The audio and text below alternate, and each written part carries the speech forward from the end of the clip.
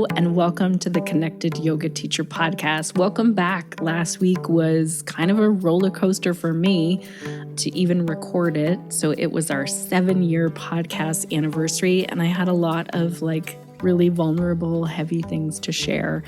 You may hear in my voice that I am dealing with some kind of a lung thing. I went to the hospital. They said it's a virus. I'm sorry for my scratchy voice. That's just the way it's going to be here for the intro and outro. I'm really excited about this episode. And just a little note about this episode where we're going to talk about how to teach accessible yoga. Jivana and I recorded this episode before his book was released. So we recorded it a while ago, and I'm just really excited to share it here. Also because Jivana is a good friend of mine and someone who has encouraged me along my journey of social justice and making yoga accessible. I'm just really excited to share this conversation with all of you.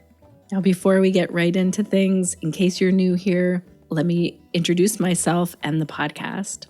I'm your host, Shannon Crow. My pronouns are she, her, hers, and this podcast is being recorded on the traditional territory of the Anishinaabe people, who were here on Turtle Island long before my settler ancestors arrived. It's important for me to continue to learn how to support all of the life here on this land through my connection to nature, including all the living things and the people who cared for this land long before I moved to this land and long before my settler ancestors also did. I'm a Canadian yoga teacher, a mom of 3, an entrepreneur, and a forever student who loves to ask a lot of questions. Funny story about this, all the questions, because I'm not feeling well, I'm not down helping my family right now making maple syrup. I'm set to go next week. I've been resting all week so that I can get there. Today is the first boil, and it's been a long time since I missed that day, and I am sad about it for sure. And there's this ongoing joke because my dad always has teased me for asking so many questions. And on the first boil, it can be kind of stressful. You want to make sure everything's going right and everything's, clipping along. It's probably one of the most stressful days of making maple syrup. And on the first boil, a couple of years ago, Dad just turned to me and he's like, there will be no questions today. So I've been messaging him today, in case you miss me, I could call you and ask you a few questions. So that's how much I love to ask questions. If you decide that you want to follow along with our maple syrup making journey, you can find us on Instagram at She'llBeMaple, and I'll link to that in our show notes. So because I like to ask lots of questions, it feels like the podcast is a really good fit. I love that we get to hang out together and learn from amazing yoga teachers like Jivana Heyman. And so this podcast was made for you because I get how it feels to leave yoga teacher training and to feel like, oh my gosh, I'm out in the real world running a business, learning about yoga still. And so I wanted yoga teachers to have a place where you can connect to other yoga teachers, ideas, and information. Returning listeners, thank you so much for hanging out and being here again. I think Jivana is now the yoga teacher who has come on the podcast the most times. So I'm excited about this conversation because it was a little different than all of our other conversations. Today's episode is powered by OfferingTree. I use and love the software in my own business because it automates everything from bookings, payments, Zoom links, reminders, and so much more. And we have a special podcast listener discount for you over at offeringtree.com/Shannon. This episode is also brought to you by Pelvic Health Professionals, and in our membership this month, actually starting tomorrow if you're listening to this episode in real time, we have a yoga series coming up with Kathleen Pratt. Kathleen is not only a yoga teacher, but she also is a social worker, and she specializes in both trauma, pain, the nervous system, and pelvic health. I'll let Kathleen tell you about the yoga series that begins March the 5th, and if you are missing that date, March 5th, 2024, if it's past that date, not to worry, there's a replay and it will be on demand if you can't make it live. This is Kathleen Pratt, and I'm thrilled to be collaborating with pelvic health professionals in the upcoming 6-week online series, Nourish Your Nervous System. Our nervous systems are taxed by multiple stressors in our personal lives, communities, and planet. Over time, chronic stress can hurt our mental and physical health and well-being. Nourish Your Nervous System is an experiential dive into mind-body practices that not only reduce stress but help restore balance in the nervous system. Throughout the program, I will be sharing the science behind why these practices work. Simple and gentle movement, breath work, and mindfulness practices have helped me and my clients find new and effective ways to reduce anxiety, pain, tension, insomnia, and other symptoms of excess stress. I invite you to join me in this journey starting March the 5th. Visit pelvichealthprofessionals.com to sign up for this yoga series. Oh my gosh, I'm so grateful for Crunch in this moment. Crunch has compiled all of the episodes here in my show notes so that I can see that Jivana has been on the podcast 5 times so far. Episode 321, we talked about accessible yoga and pelvic health. In episode 273, Jivana came to chat about how yoga is a revolution. Episode 251, a lot of you have told me that you love this episode so much. That's our part 2 of the Reflect and Plan. Episode 209 was all about online yoga teacher training and how Jivana switched to be doing that.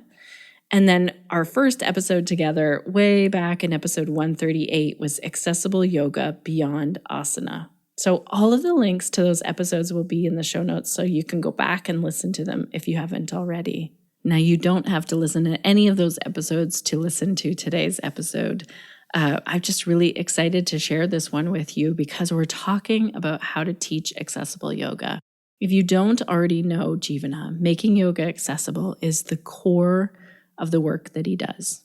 Jivana is the founder and director of Accessible Yoga, an international nonprofit organization dedicated to increasing access to the yoga teachings for people of all abilities and backgrounds. We recorded this interview in September of 2023 before I had my hands on Jivana's new book, The Teacher's Guide to Accessible Yoga. And I want to say this is such a good book. And we're actually doing a book giveaway. So stay tuned to the end of the episode to find out how you can enter to win a copy. It's super easy. I loved this conversation with Jivana because we dove right into talking about a big issue in yoga spaces, and that is making yoga financially accessible to everyone. And since we recorded this episode, we actually tried out a Pay What You Can yoga series in Pelvic Health Professionals, and I shared about how well that worked in episode 357. For the next yoga series, Nourish Your Nervous System with Kathleen Pratt, which starts on March the 5th, we're doing tiered pricing, like Jivana suggested, with a minimum payment. And I want to tell you that this is working so well. It's working so well because some people had said when it was just pay what you can and it was open-ended of what to pay, people wanted suggestions of what the amount might be. And then we put a minimum payment on there as well. And that's working really well also. So if you'd like to join us for that yoga series, the link for that is in the show notes. And you can also see how it looks on that page with the 3-tiered pricing. A yoga teacher reached out this week and said, is it okay if I use some of this wording? And 100% yes, it is. If you are offering something and you want to see how we've put something together that is 3-tiered pricing, kind of a by donation model, but some suggested prices, we've got all the wording there for you. In this conversation, Jivana and I also talk about figuring things out as new teachers, overcoming imposter syndrome. I really love some of the thoughts that Jivana had on this, that maybe a little bit of imposter syndrome is not a bad thing, and many other aspects of making yoga accessible, including when we don't have time to do yoga. This is such a rich conversation, so instead of trying to summarize it more, let's dive in and catch up with Jivana and hear about how we can make yoga more accessible.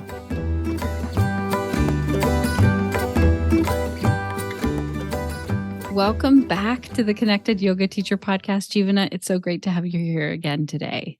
Yay, I'm so happy to be here with you. And it's my favorite thing. One of my favorite things to do honestly, is talking to you. So thank you. Same. Okay, so we're going to talk about your new book, your third book.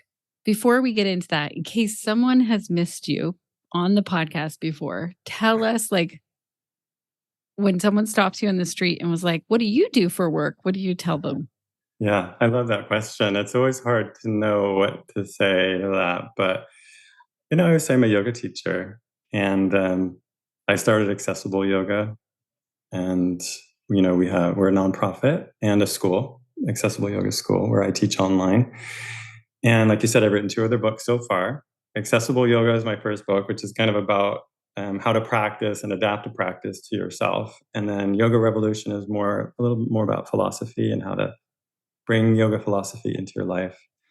And then this new one is The Teacher's Guide to Accessible Yoga. So it's really support for yoga teachers who want to make their teaching accessible and equitable and kind of, applicable to this moment. You know what I mean? And bring in people, welcome anyone into their classes. So, talking about making it accessible and equitable for students, the first question that pops into my mind is the whole discussion around, like, how we price our classes and should yoga be free, and Mhm. how do we make a living as yoga teachers, but then also make sure that people can access classes.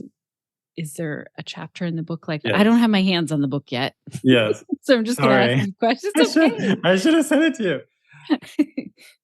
I know. Well, yes, there is. There's a chapter about that, like how to make your offerings accessible, and that includes that question of financial accessibility, which I don't have a ton of answers. I have a lot of ideas, things that have worked for me and people I know. Like, for example, I think one of the questions or the challenges I've found over the years is that mostly the studio model doesn't really work for making yoga accessible. I mean, sometimes it does. Like there are some yoga studios out there that really have a very diverse teaching staff and really diverse student base. But very often these days, a yoga studio is really fitness oriented. And so a lot of, accessible students or accessible yoga kind of chair yoga students, for example, might not feel comfortable going into a regular yoga studio. And so I just talked about how often we need to go out into the world to share yoga. And, it's easier online sometimes, but it can be done by going to a community center or a hospital, which is really how I taught for most of my career, not really in studios very much. And then also when you're teaching in those environments, there are different opportunities for getting paid. So like one of the things that I've done or I did for a long time is try to get the place I was teaching to pay me. Do you know what I mean? Like if I was teaching at I don't know, a community center or a hospital, I would work through them to get paid so that the students either make a donation or come for free. And that kind of a model I found really, really successful. A lot of hospitals have like a wellness program. A lot of nonprofits. So a lot of nonprofits that serve like particular communities. Like I worked for the MS Society for many, many years, and they paid for the classes, and then the students could make a donation back, to the MS Society. But it was just kind of a nice way to do it, where it became more financially accessible for students. So there's ideas like that in the book. We had a yoga teacher recently, or a little while ago, Emily Light, on the podcast talking about how she started doing like pay what you can by donation for her online yoga. And it actually worked out so that she was making more money, and people who couldn't afford it were then paying less. So it did work out. I love that we're still looking at getting paid as yoga teachers so that we can keep Yeah. doing the work. And yeah, what a great idea to ask those organizations to pay us. What And tiered Oh, pricing too. I just want to say, like, that's another great tool. Kind of like mhm. what it's kind of like pay what you can, but it's more like you set the levels. So I do that for all my trainings. I have tiered pricing where there's 3 levels. There's a middle tier, which is kind of the standard price, and then there's like a reduced rate and a higher rate. And I've found that generally about 40% of people choose the lowest and the middle tier, and about maybe 20% choose the higher. But like it kind of balances out. So if you know that ratio ahead of time, you can kind of set the prices based on that. And it's just a nice way for people to make it slightly more financially accessible, to choose that level that they want. And also, of course, to offer scholarships. So we do partial scholarships. And I talk about that in the book a lot, like how I set that up. But it is a lot. That could be a whole book, actually. Probably should have been a whole nother book. Financial accessibility. And I love that you asked about that first, because I just think that needs to be talked about more in yoga. Yeah. What other main things are in this book that you're really excited about to share with yoga teachers? Yeah. I mean, the main thing I think is that I've just been teaching a very long time, and I started to feel like I've learned a lot along the way. And I I feel like newer teachers don't always they have to figure it out themselves. Like you take teacher training and then you kind of are thrown out into the world, and so I think there's two sides, two things that I talk about. One is just kind of this idea of imposter syndrome, which I address for newer teachers. I think a lot of people um, think they're not good enough to be a yoga teacher, even though maybe they've taken a training, but maybe they can't do all the poses, or they don't look like the person we see on Instagram, doing yoga. So they think I can't be a yoga teacher, and they don't put themselves out there. And it's almost like this vicious cycle that we get in the yoga world, where then we have less teachers who have diverse bodies and backgrounds. And so then the image of the yoga teacher remains this kind of one thing that we have, right? Like a thin, white, flexible person. So yeah, so part of it is just encouragement. Like there's a big part of it in the book where I'm just trying to encourage people to do that, to take a risk and to put themselves out into the world, especially if they have some kind of diversity in background or body type. I think that's just so exciting and important to have yoga teachers out there who are different and to have representation. But then the other part is just giving people basic tools for accessible yoga. So I just go through some of the basic things that I cover in my trainings. In a way, this came out of the trainings that I've been teaching for so long. It's kind of like the manual that I have in the training, but I put a lot more into the book. Skills that yoga teachers need for, designing classes that are accessible, to focusing on how to teach a pose or a practice as a spectrum of possibility, which is how I like to talk about it. So kind of thinking of each practice as a spectrum, that there isn't like one way to do it, but rather focus on like a theme within that pose. So for example, if you look at like tree pose, there's so many reasons to practice. There's so many benefits to that practice, but you kind of choose one, like say I want to focus on balance or strength. And then I could bring that theme of balance into this kind of spectrum of variations of the practice that all the students can find their way into. And they're all there somewhere on that spectrum. Do you know what I mean? And it's all equal. It's not that one side is better or more real yoga than the other. So I give a lot of specific skills in how to do that, how to teach in that way, which I think sounds like a lot, but it's very doable. Mm-hmm.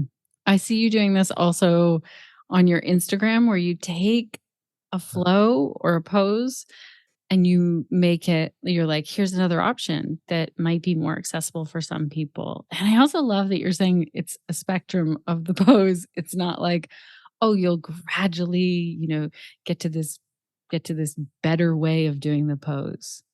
Yes. Also, I want to, sorry, you wanted to say something about that. Yeah, just that actually is important, because I think that's how I was trained. I was trained through progressions. And there's this idea that you kind of start at this level and then eventually you can work up. And I just totally disagree with that idea. Like, I just think that might happen. But for me, like, as I get older, I'm almost like, what's the opposite of progression? Like degression? I mean, is there a word for that? Like, I mean, it's like my practice is becoming more simple and more basic as I get older. I do less fancy poses.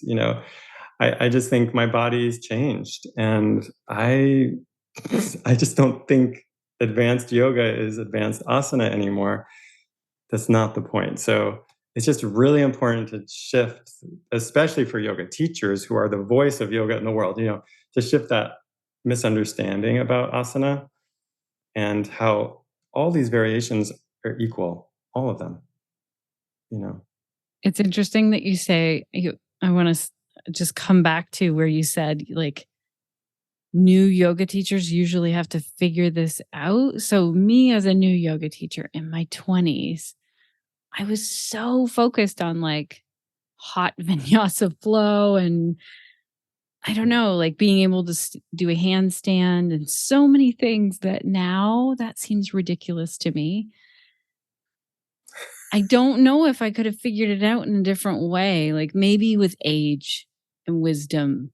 But someone asked me the other day, "Oh, can we do yoga together?" And I just thought, I don't think if we did yoga together that it's might be what you have in mind. Like just as a friend wanting to do yoga Yeah. together. Yeah. Like Well, if it was I thought about that because when you asked me, like, if I met someone on the street and they asked me what I do, like, I hesitate. I just say yoga teacher and leave it at that because they have a different idea, of yes. what that is. Yeah. Yeah, they do. They have a completely different idea. And then you get those comments of like, "Oh, you must be so flexible and Yeah. you must be so calm in your life." I'm so not flexible. And I'm not. I'm pretty calm, I guess. I'm pretty calm, but I'm pretty energetic too. I'm like a manic calm. feel like I can be the same way. People will say to me when they hear me on the podcast, "Oh, like you're so calm." Well, I tell you, I'm not all the time. I really feel like my yoga practice helps me connect more with people, and I really feel like then I can be in conversation and like listen. And but if I tried to explain that to someone on the street, like if I was like, "Oh yeah, we'll do yoga together. Let's just stand here and talk to each other and hear what the other person is saying." No one would believe me that that was yoga. Yeah, exactly. I think that's exactly right. We've lost track of what it is. I mean, I don't think yoga teachers have lost track necessarily, but the general population has. I mean, asanas are awesome, but it's just one piece of a very big puzzle, which is life. And yoga is about life. It's about how to live in a way that's, kind of with peace and with purpose. Those are the two words that come to my mind. It's like how to find peace and how to find purpose in life. And I feel like I need that more and more, especially as I age. And I know that those of us who are older or disabled or have larger bodies, I mean, we're the ones who really need it. So to me, it's like it's incredibly frustrating that there's that image out there of yoga as this kind of thing for younger, fit people, which is, I mean, it's great that they're doing it too.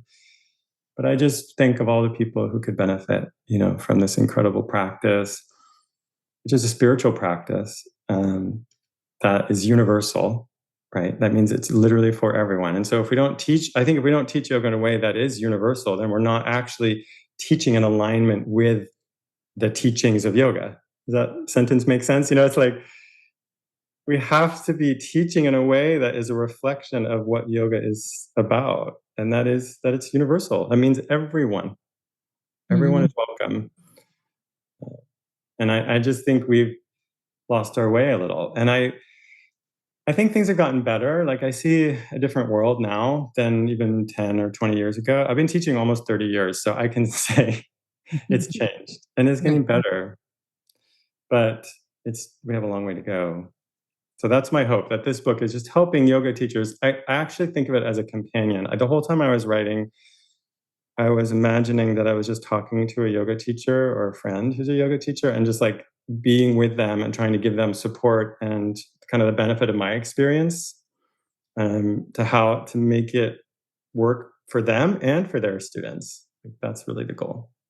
That's amazing. Is there anything that you think is like new learning with in terms of making yoga more accessible? Is there anything where you're like, "Ooh, I just learned this new thing, new to you thing"? I don't know. Yes and no. I think there's things I've said differently in the book than I had said before. And I can give you an example. I had this idea of the ABCs of accessible yoga. But at the same time, before I say that, I would just say that I actually think there's nothing new in yoga. And that's what's so amazing about it, is it's like, there's this kind of obsession with the new that we tend to have, in our, I don't know what it is, maybe in capitalism, and, that we want something like new and like something that I created. You know what I mean? Like, it's, what am I saying? I love this. I just don't think there's anything new. This is literally to me, one of the most amazing things about yoga is that it's so old. Do you know what I mean? It's like, how does something last for thousands and thousands of years? And I first offer gratitude to the people who have sustained it and kept it going. For the people of India and South Asia who created yoga and are keeping it going for millennia. It's an amazing gift to the world, and to me personally. I'm just so grateful for it. And so I have a lot of gratitude that I express in the book, and I think that's the place to start with this work, is just gratitude for these teachings. But I would say that the place that I talked about accessibility in a new way, which I hadn't done a lot before, is a lot about how to handle the students in a class. Do you know what I mean? Like, Yeah. I think it's when I really reflected on my experiences and challenges in particular, it's almost always the students that gave me the challenges. And sometimes it was, I mean, challenges in good ways and in bad ways. Like sometimes challenges in terms of inspiring creative solutions that I never would have thought of. I mean, my students have taught me everything. In fact, the book is dedicated to my students. At the same time, there have been challenges that you just kind of can't believe they're happening. Yeah. Like, is this really happening right now? Like, oh my God. Where I mean, sometimes really rough things like students getting into it with each other, or just being kind of rude to each other. Or sometimes I would have students that would become like quasi teachers themselves and kind of take over. I don't know if you ever had that. But I have had that. I've oh my had God. a student in class be like, no, do it this way, and like walk over and actually hands on another student. And I was like, whoa. Yeah, hands on another student. I know, exactly. I've had that too, and it's really rough. So that has to be addressed right away. What do you do in that situation? I mean, you need to stop that right away. Yeah. That is, and so actually, that's what I talked about quite a bit in the book. Is like, at the end of each chapter, I offered a scenario. These are real life scenarios that I've actually encountered. I took out real names. Yeah. But I have, so that's probably like, I don't know how many chapters are, but basically like, 12 scenarios of like situations that I've addressed or like come across.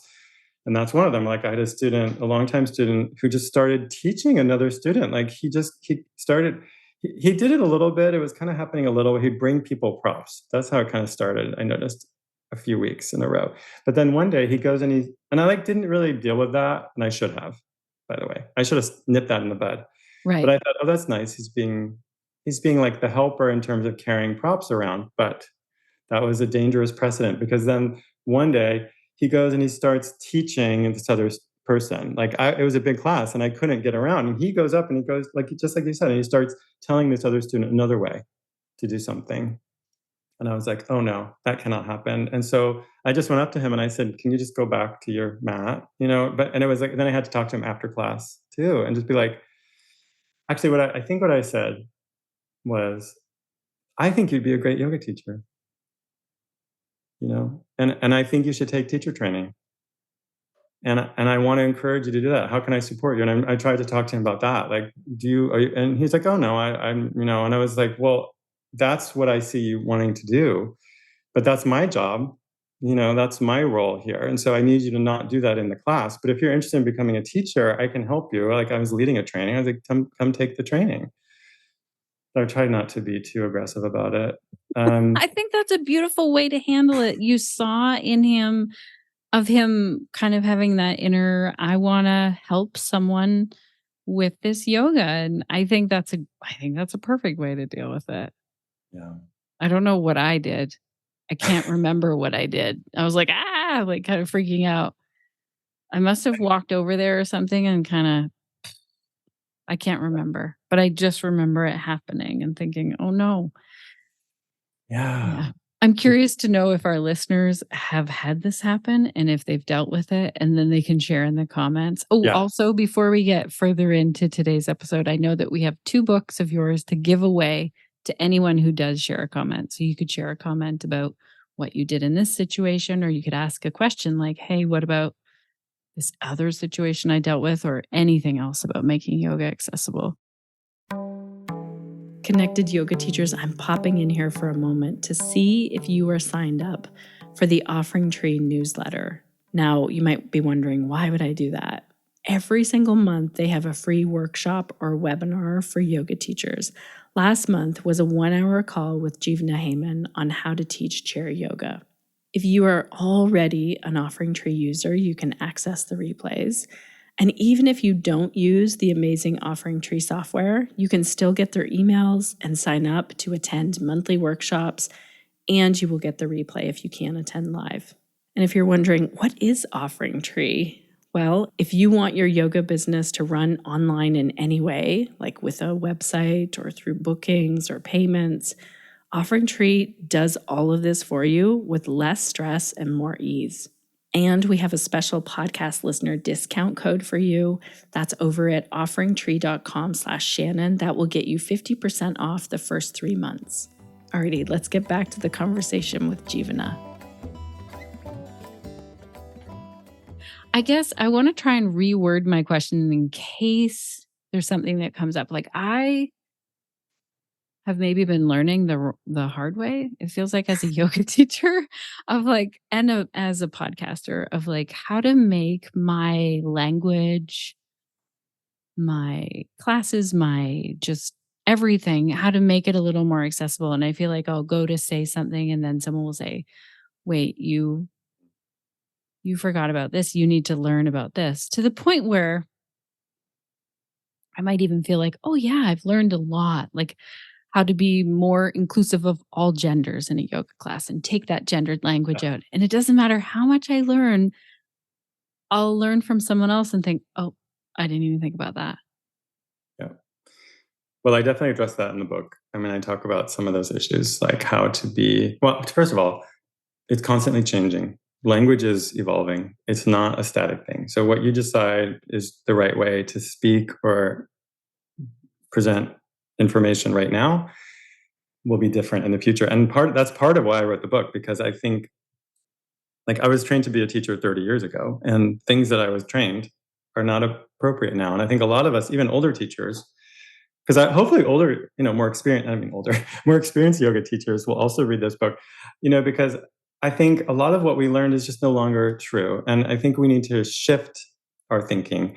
The yoga hasn't changed, but the way the container has. And I think that's the point, is that as a yoga teacher, you're not simply just channeling the teachings in a pure way. You have to be interpreting them. It's just it's the nature of being human, right? We're constantly interpreting everything we know and we've learned through our own mind and our own words and our own language. And so that's where we always have work to do, right? Is to stay kind of up to date, like you were saying, I think, in terms of, am I speaking a way that is welcoming and not hurtful to people and not distracting from the yoga? So I think that's the point, is how do I present the teachings in a way that is the most, like, how can I get out of the way the best right now, today?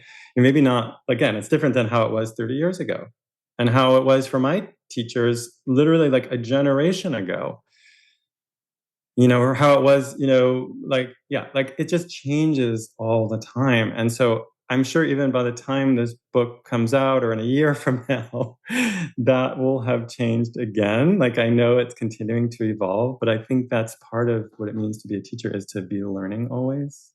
And I love learning. Yeah. Okay. So I want to clarify, because I feel like it was like, ooh, light bulb. I love that you're saying yoga is the same.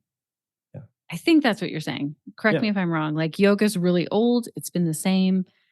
It's kind of a miracle that we even still have yoga when people's lives were at risk for sharing it.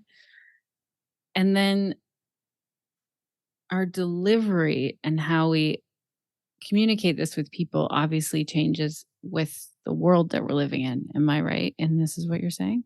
Yeah, I mean, culture changes. And so with culture, just language and what's appropriate or inappropriate, what feels hurtful to people or welcoming changes based on so many factors. That's constantly changing. But yeah, yoga is unchanged. I mean, the fact that we can read the sutras or the Gita or the Upanishads, which are even more older, like we're looking at least 2,000 years old or older, and you can find something that resonates with us. That's like, oh yeah, that's the truth. This. I love reading the Upanishads, and they're so poetic, and they're offered as a conversation. Do you know that all the Upanishads are offered as a dialogue, which often between student and teacher, but sometimes between like husband and wife. And it's just like so amazing because in some way, some of the language is off. Like you're like, oh, I would never speak that way. It's like listening to Shakespearean English. You're like, oh, what are they saying?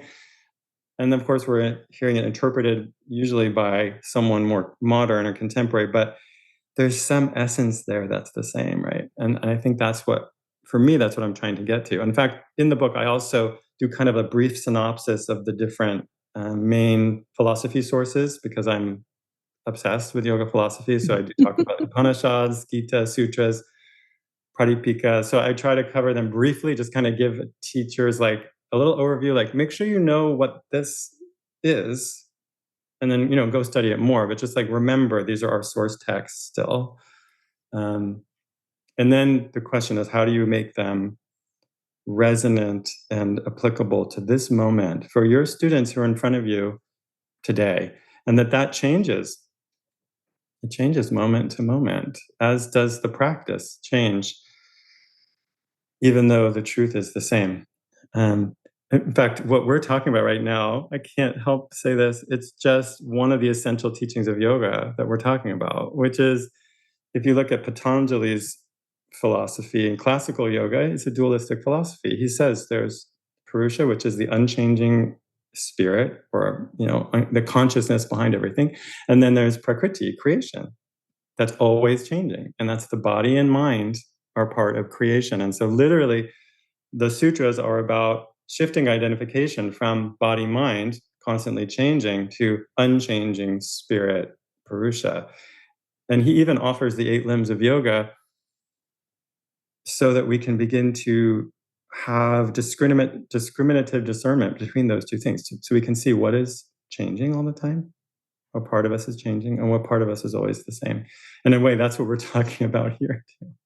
Yeah. Yoga itself, right? Part of it's changing, the kind of surrounding packaging, but the heart of it is unchanging. Oh, this is so fascinating to me because I've been part of conversations where people will say like, oh, yoga's always evolving, which if you look at the work that you're doing, you kind of think it's easy for someone to say, see how it's evolved. Like we used to teach this way and now we teach this way. But I love how you're really defining, it's not the yoga that's changing, it's the container and how we're sharing it. Yeah, and teaching, I think the teaching of it is changing. That's true. Like even 100 years ago, it would have been okay to yell at your students and hit them. Right. I mean, look at all the quote gurus that we still reference all the time who literally physically abused or sexually abused or hit their students. That may have been okay back then, maybe not, but I'm just saying, like, it may have been more okay, and that's completely unacceptable now. And so I think we've got to be willing to change that, the way we're teaching. Even when I took my yoga teacher training, like 18 years ago, you can always tell because that's how my oldest is. So I think I started, maybe 17 years ago I started. Anyway, 18 years ago. And you were like 5 years old. Because I was about 7. When I became a yoga teacher, No, I wasn't. I remember we would watch Yogi Bhajan videos. And if you put me today in that same room with those videos, and also my teacher, and like Yogi Bhajan was dead, but there was this weird thing where we watched his videos. The stuff that he said, so many people now, like let's say a room of 40 people, I think more than half of them would have been speaking out or leaving. Yeah. But back then we were like, we did break it down a little bit. Like, how does everyone feel about what he just said in this? If it was something that was a little bit uncomfortable, but me now, I never would have sat there through it now. I mean, I don't want to overstate this though, because I think there are aspects of the teachings that wouldn't kind of conform with our contemporary lifestyle. Like there are teachings that are no longer really appropriate. I think, like if you look at the Pradipika, then you'll see there are some practices in there that are kind of extreme. Today we would say these are extreme practices. Some of them are like almost like body mutilation and things like that.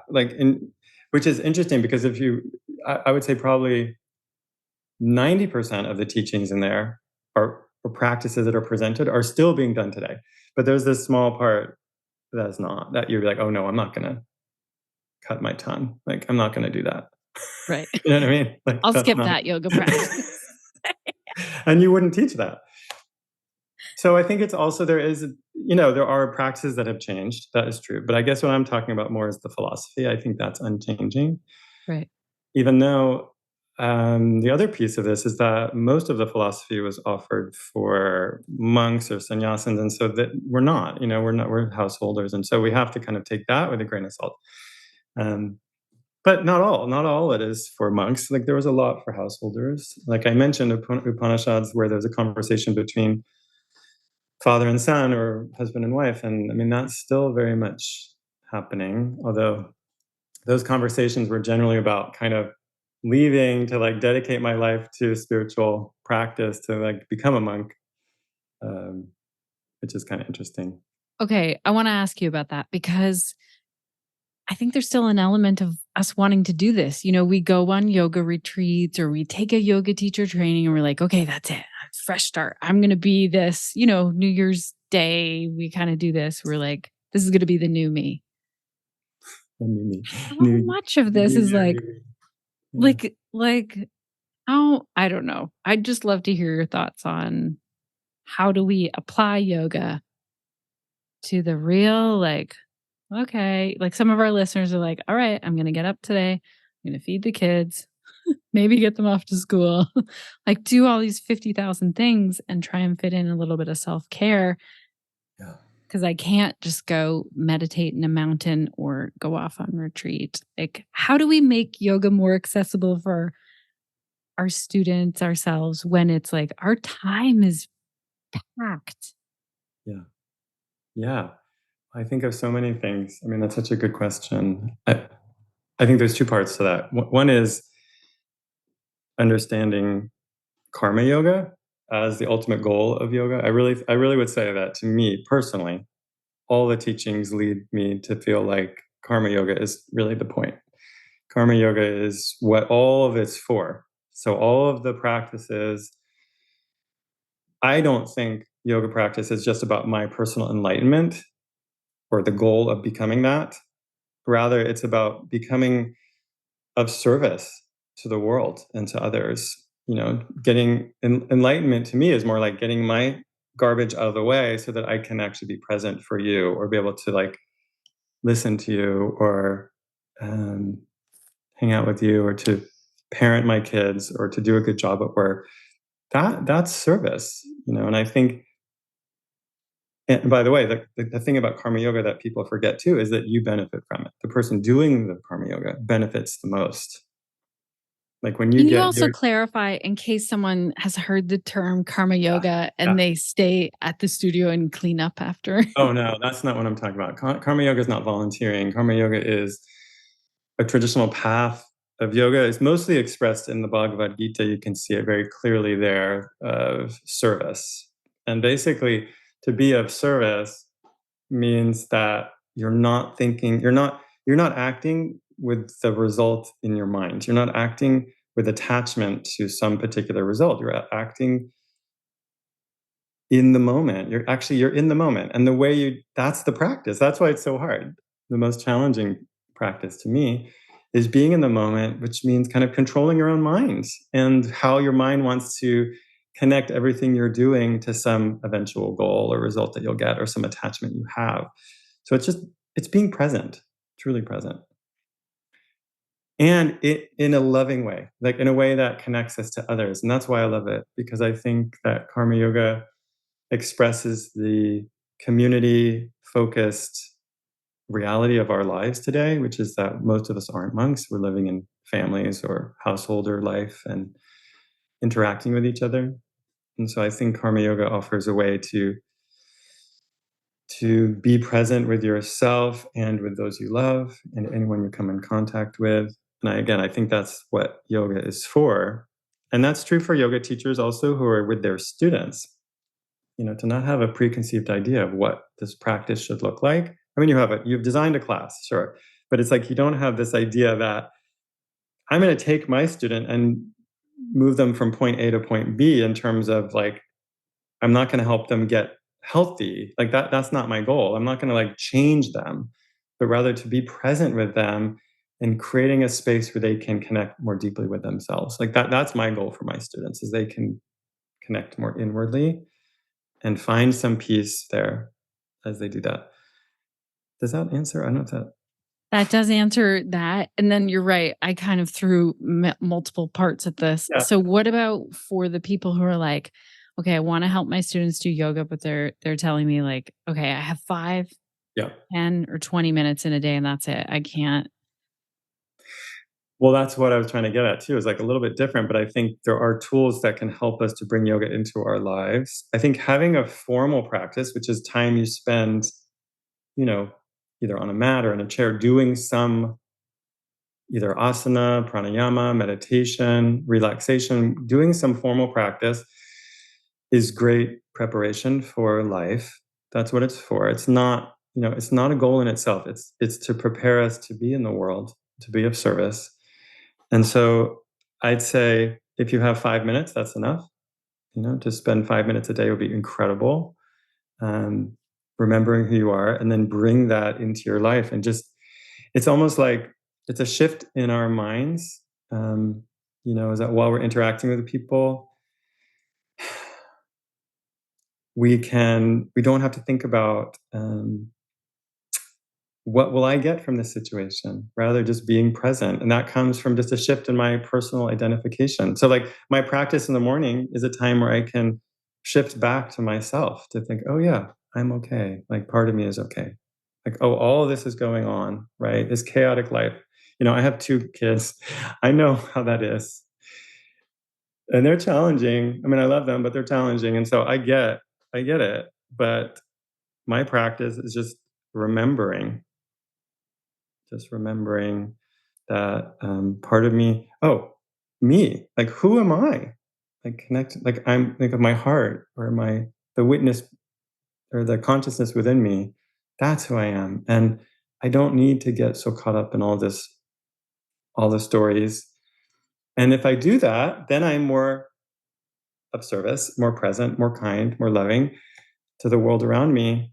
And my experience of it will be more easeful. I mean, that's the other part. Like I will literally find more ease in my life that way. I'm not saying it's easy, but I think it's that shift in awareness that's why I love Patanjali so much, because I think he's so clear about that. He's so clear about that, shifting identification from body, mind to spirit, whatever word you use. Spirit is a nice word, but do you know what I mean? Yes. And I love that you said, if you have 5 minutes to practice, that's incredible. Instead of the shame that we kind of put on ourselves, if we're like, well, it's not really going to count unless I roll up my mat and I have all the blocks and the right yoga clothes and I do this for an hour every day. No. First of all, I love chair yoga more than anything. So, I practice on the mat, but I also practice in a chair. And I sometimes will practice at my desk, just taking a moment before I have a meeting. Like that's a practice. It's an ongoing, constant practice. to remember all the time who we are. And you can use whatever supports you have at your disposal, which is all these incredible yoga practices and other things in your life that might serve you. You know, it's like you can engage with if you have like a religion or like other spiritual community that you use, like you can bring that in. And it's like, to me, I think it's quite simple, and we make it very complicated. We're good at that. Oh, I love that you said that it can be other things. I feel like I know you're a fellow gardener, so I can tell you this. Yes. I used to go out in my garden before this year, and I just like see the first thing that I want to kind of tackle and then start on that project. But this year, I've gone out and I've just done a whole walkthrough, like noticing things, looking at like what's growing, what creatures are there, or just like kind of getting lost, looking around with no agenda. And I feel like that's the most yoga that I've ever brought to my gardening. Yeah. Exactly. Observing without an agenda. Like you just said it so beautifully. I have a similar thing. Like I love gardening for that reason. I also bike a lot, and that's similar to me. Like I sometimes come up with a destination just because I have to bike to some place, but it's not like I really need to go. And it's the biking, right? It just gets my body moving and my breath going. And I have enough distractions to kind of keep my mind occupied so I don't have to worry.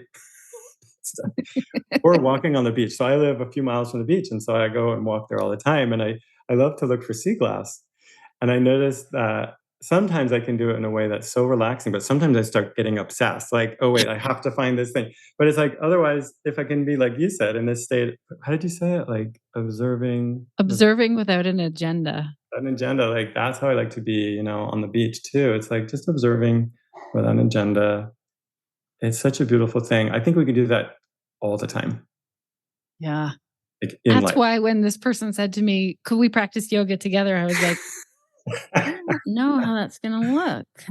Yeah, right. How can we sit together and observe without an agenda? Because then she was like, look, I know this yoga pose. And I was like, Yeah. Like, I know. And it's really, I love to be asked questions about yoga, but it's almost, if I go to explain my understanding of yoga now to someone who hasn't studied yoga for a while, I think I sound like completely not. I don't think I'm explaining what they want.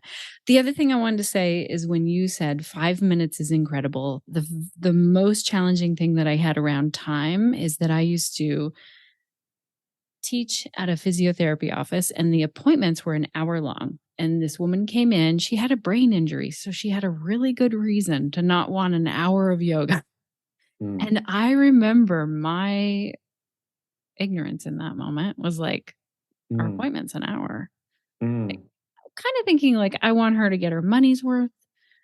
I think she'll get more benefit if we do it for longer. And I realized, no, like if I went with if I actually listened to what she needed, she needed a very short yoga practice at the beginning. So we got in this really nice groove where we'd meet for as long as she said, okay, now I'm done. And it taught me so much of like, this isn't about me. Right? Your students are your teachers. I mean, I've learned so much from them. It's unbelievable.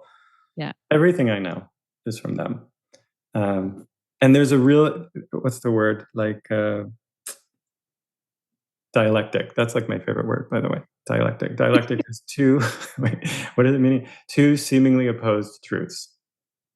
So like two things that are true, but they seem like they can't both be true at the same time. And I feel like it's like going back to this idea of like being present without an agenda. That feels to me like a dialectic for a yoga teacher, because here you are, you come into a space as the teacher, as the one who's going to be guiding and leading.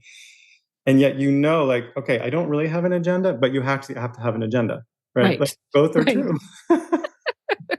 Right. You actually have to have a very clear agenda. Like, this is the class. Here's the series. We're doing a sequence I've created for you today. I can have notes in front of me with them, which I love teachers who have notes.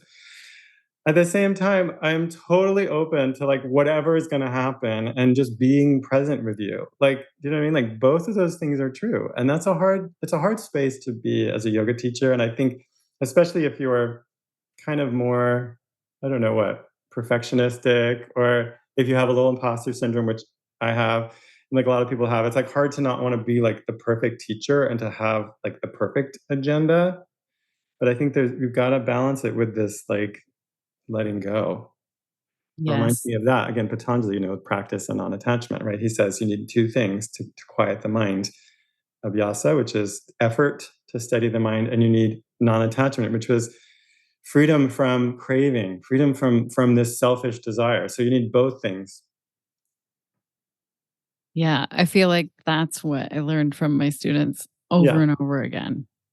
yeah. Come in with I an had agenda a I and let had a it go. yoga dance class all planned, and that's what I had been hired to do. And I walked into the class and most people were sitting in chairs and not able to get up. And I was like, okay, here we go. Like I'd been teaching for a while and I was like, we're gonna Very still dance. dance from our chairs. That's perfect. I love that. Yeah. Yeah, that's beautiful. Well, like I had mentioned earlier, I mentioned one of the things in the book that I kind of came to that I hadn't ever verbalized. I call it the ABCs, and it's basically A for agency. So, like, you give your students agency, you give them control, ultimate control, and yet B is boundaries. You have to have very clear boundaries. You know what I mean? So it's like they have ultimate control, and yet they don't, because you're going to have very clear boundaries for the class for how they interact with each other and how they interact with you and what is allowed and what's safe, basically. That's what a boundary is for, right? Like a safe container that you hold. So those two things seem opposed. And then the C is collaboration, which is that's the kind of the resolution of those two things, right? Like people have freedom in my classes, and yet I have clear boundaries. And the way we kind of figure it out is by collaborating together. If there's any conflict, we'll talk about it or just like try it out and we'll play. And that's I think what happens eventually for teachers who are teaching in this way is like you kind of it's like a give and take, like a kind of a collaborative dance in a sense between teacher and student, and especially a group. And you can find like a whole group will get into a groove. Do you know what I mean? Like a whole group will kind of begin to move together in a beautiful way. That's hard to explain.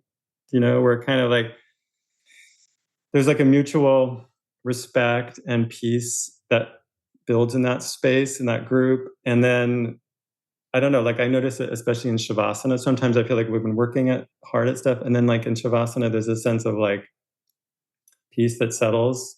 Kind of actually in the book, I describe Shavasana as being in my garden.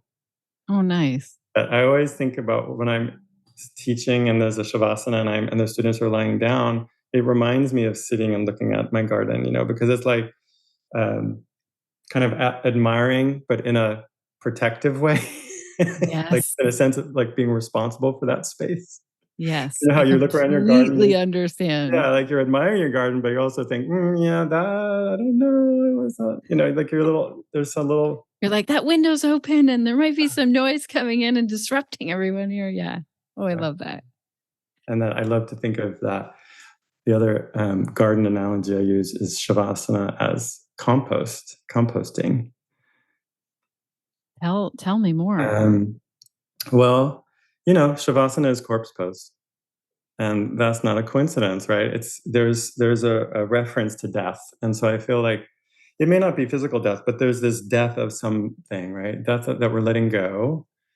And the mind especially letting go. And I feel like that's how compost is to me. Compost is like magic, right? You take all the dead things in the garden, you put them in the compost pile, and then they turn into soil, which is actually where everything grows from. So it's just such a beautiful process that I think Shavasana offers for us, is like composting all the things that you maybe have let go of or processed during the class and allowing them to become fertile ground for the new growth in your life, right?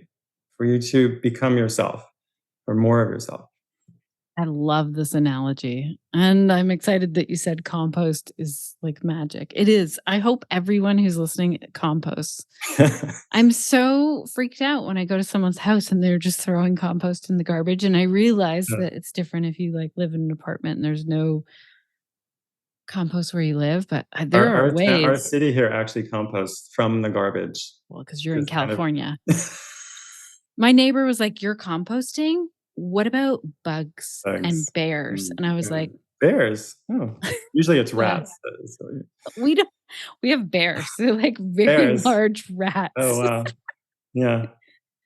That kind of happens in Shavasana for me. It's like the bears, the thoughts are The like bears. bears. Sometimes you have with the bears rats. that come up. Don't you though?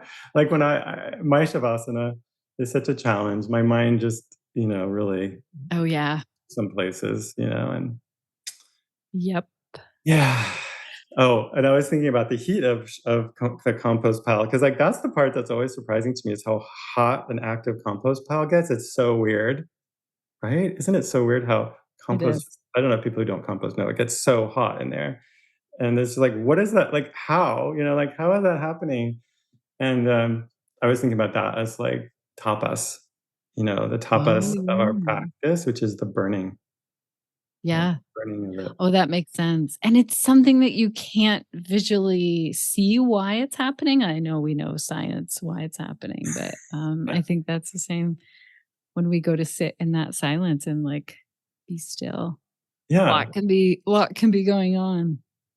The other thing that kind of a dialectic, I don't know if we keep talking?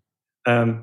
I was thinking about health, and I talk about this a little bit in the book. Like I think that there's this idea and it's nice, that yoga offers a lot of health benefits and the whole wellness world, yoga has become part of wellness, but really yoga is spiritual practice. It's not about the body.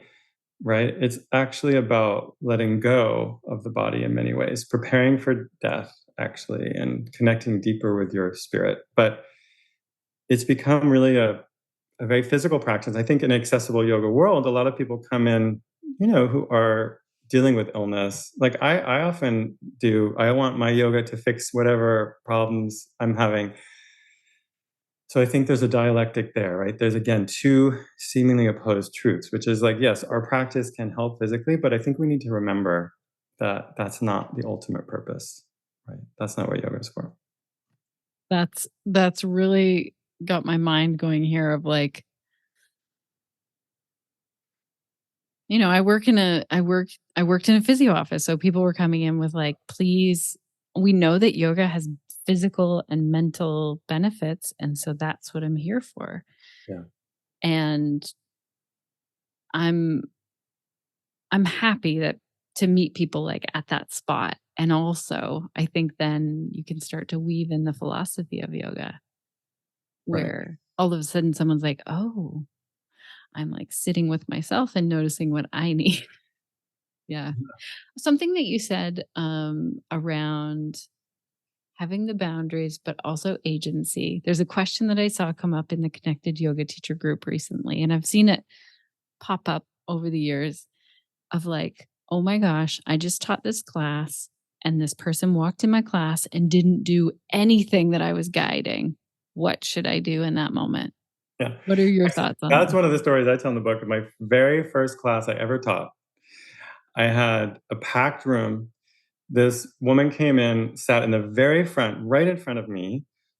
She laid down. So even though we started sitting up, she was just lying down on her mat. She started crying, Oh, and she cried the entire time, like kind of curled up in a fetal position, sobbing.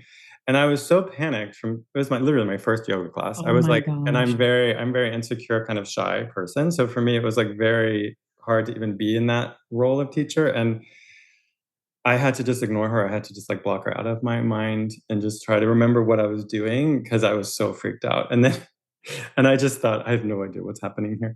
And then she came up to me after and she's like, thank you so much. I just needed to have a safe space to cry, And I was like, okay. Like there's nothing else I could have done. Yeah. Yeah.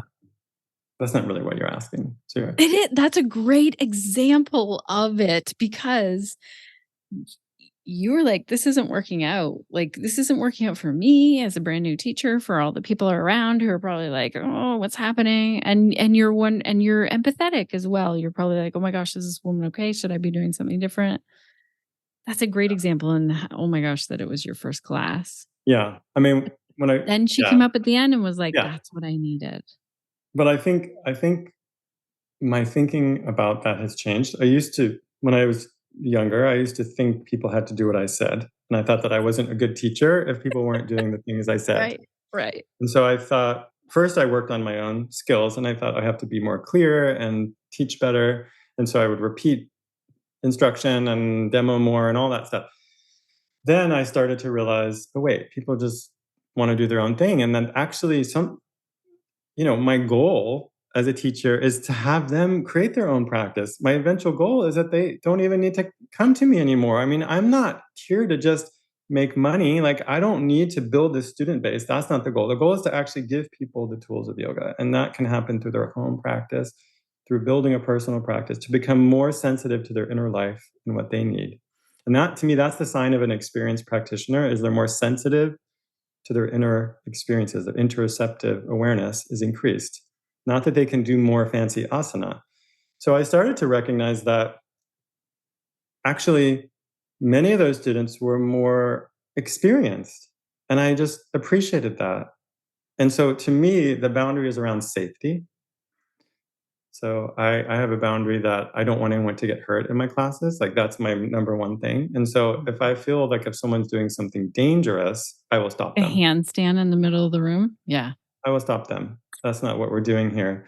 But if it's something, just some weird variation that they've made up, but it doesn't look dangerous, fine, go ahead.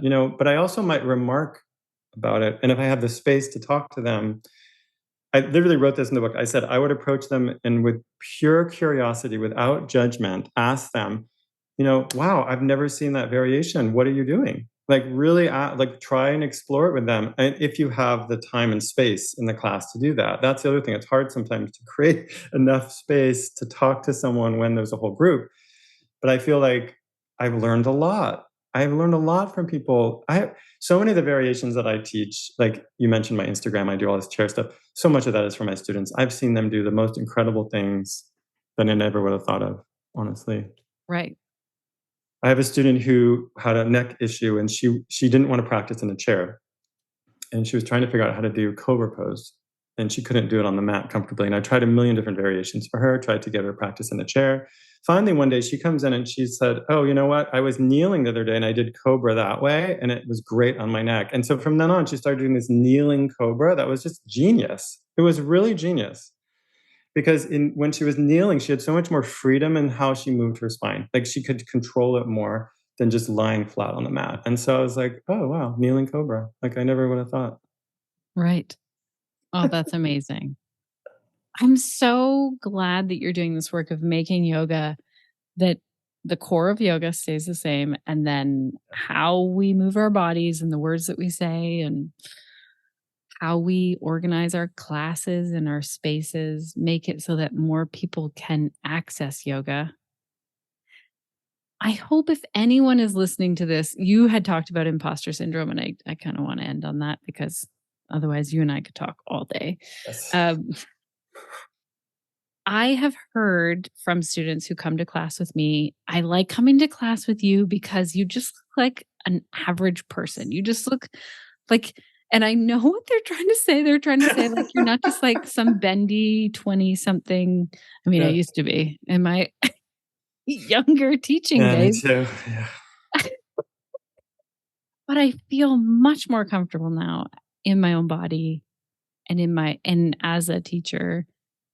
And I want those teachers to show up, like, take your photo if you want to, of like, or do the video or teach the class, please, like, in your perfect, what sometimes is seen as like, I'm not the perfect yoga teacher. It actually is better for the students. Yeah. Yeah. Yeah. 100%. I would say imposter syndrome is, I talk about it quite a bit in the book. I think there's a kernel of truth to it. So I think it's important to recognize that, to be honest with yourself. None of us are an expert in yoga. I'm sorry, no one that I know is an expert in yoga. It is a vast subject. And you can be an expert in one little area, sure, but not in all of yoga. And And I think it's okay to say that. Like, I've only learned this piece. I only know this much. And I think it was Dr. Maya Angelou who says, I did what I did I'm paraphrasing wrongly. Then she says, I learned, when I learned more, I did better. What is it? You know that expression? Yeah. I don't know what it is, but I get what you mean. Like, yeah, okay, I won't look it up right now. But it's like basically I did the best I could with what I knew. And as I learned more, I did better. And I think that's what we do. It's like, if you've taken this amount of training, this is your scope of practice. I talk a lot about what that means, right? Like, what is your scope? Really get clear about what your scope is and to just work within that scope and to not allow yourself to be drawn outside of that scope, because that's where I think you are becoming an imposter. So recognize what you can do, what you do know, and do that well. Acknowledge that, the ego is always going to feel a little bit of like an imposter too. So there's like a deep learning there for me around the yoga teachings. And I think a great opportunity of self-reflection around who am I really, and who am I to take the seat of teacher? Can I do that? And actually, if I do it too readily and I allow myself to go, because it goes the other way, like if I allow myself to get drawn into that like fantasy of the teacher, like the master teacher who knows everything, like then Right. I'm in real trouble. Yes. So I would say a little bit of imposter syndrome is actually healthier than too much ego, or what's the other word? Like, I don't know what that like. Yeah, where you're like, I am the guru. Here I am. But like your students want to do that too. Like, that's what I've really struggled with. It's like, oh my God, that was so amazing. You're so incredible. It's like, well, actually, you know what? The yoga is incredible. Yeah. I didn't make it up. Like, I did not make this up. I am teaching what I learned. You know what I mean? Like, Yeah. I can't take responsibility for this. That is the problem. I cannot take responsibility. I do my best and kind of like communicate the teachings that I've been given or that I've studied. And you're the one doing the work. Like, they're doing the work. And if I let them lift me up on that pedestal, then I'm the one who's gonna fall. Right. So it's a hard balance, right? I Yeah. love that. I love that we can think, okay, a little bit of imposter syndrome is normal and healthy, and it's going to benefit me and my students in the long run. And we all have it at some point. I have one more story that I told in the book, really funny. It's just kind of exactly about this. So one time I was teaching a class in a hospital, like in a conference room, and they moved us to a small room this day. It's like I arrived and they're like, "You're going to be in this room today." And I was like, "Okay." And it was like this tiny little room. And of course, that day, a lot of students came. So I had this big group in this tiny little room. One of my longtime students came in and he brought me a bouquet of flowers that day. And my ego was just like flying high. I was just like, woo, I'm such a great teacher. I was like, thank you. And I was thinking, I'm so great. And then as we were getting started, more and more students kept coming into this tiny little space. And so I'm like, okay, wait, I had to rearrange them at least 3 times. I asked the students, okay, what if we went this way? Like, it was messy. It was like a total messy situation. I should have just told people they had to go away, and I couldn't turn anyone away. But I was like, I should have. So then after the 3rd time where I'm trying to get them to rearrange themselves, the same guy who had brought me this bouquet of flowers stands up in the middle of the room and literally yells at me. He's like, "You have no idea what you're doing, do you?" It just cracked me up. It's like, Oh no, my gosh, the that's same person funny. is telling me I'm this amazing teacher, and then he's telling me you don't know what you're doing. And I thought, yeah, actually, I think both of these things are true. Both. Yeah. If anyone is struggling with like staying humble, just have some teenagers. That'll do it. That has helped a lot. Hang out with teenagers. No, too much. That's too much. Too much eating humble pie. Yeah. Yeah. I know. Yeah. Sorry. I'm so excited about this book. If our listeners want to get in the draw, they can comment in the show notes. We'll put a link there. And as long as Amazon reaches you, then we can ship those to you. Thank you so much for gifting 2 books to our listeners. And where can listeners go to find out more about you, the work that you do, and the book? Yeah, I mean, the book's available anywhere you buy books, hopefully. And You can find out about me at accessibleyoga.org. That's the nonprofit website, or Accessible Yoga School, where the trainings are, accessibleyogaschool.com, or at my website, jivanaheyman.com, or on Instagram, where I do a lot of funny things. Yes, we'll link to that because I think if you're not already following Jivana, go do that. Yeah. Thank you. Thanks so much, Shannon. I love talking to you, and what you do, and your humility and honesty, I think, is rare in this world of yoga. And so I just so appreciate it. Honestly, I don't know if you realize that, how important it is, what you bring. So thank you. Thank you. I feel like your support makes a lot of that possible, especially when I can call you and be like, oh my gosh, I'm so stressed out at running a business or having a podcast. So thank you. Thank you for your friendship and your time today. It's just been so fun to hang out. Thank you. Thank you so much for this chat today, Jivana. Oh my gosh, I'm so excited that our connected yoga teachers get to listen to this.